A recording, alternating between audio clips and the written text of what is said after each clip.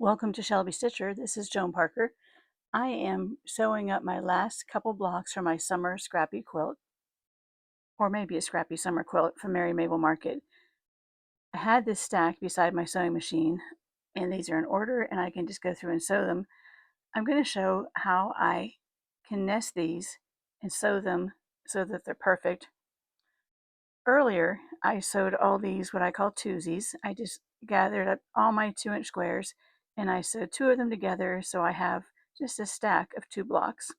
What I'll do is go through and find 2 that don't have the same colors in them, and I'll put one seam allowance facing up and the other one facing down.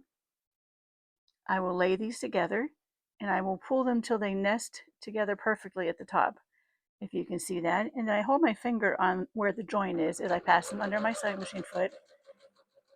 And if it gives me any problems, I'll just grab my seam ripper and hold down that first leading edge, but this is just fine. So let me show you how that works out. I'm going to get a little ender here. Usually I would just continue sewing the next block, but I want to show you how this looks. So I've got these, take my leader off there.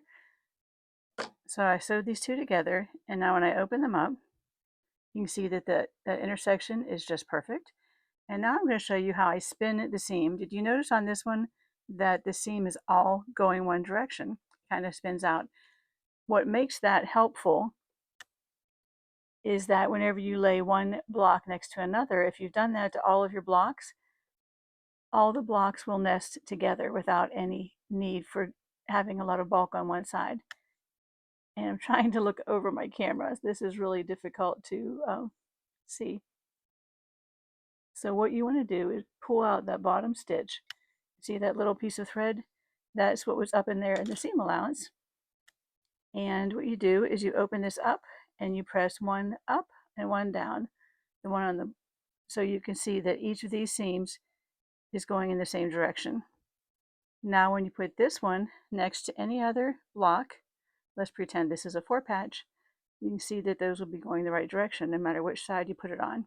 That will save you a lot of time later. So I'm going to go press this open and then put this in my stack of 4sies of all one color.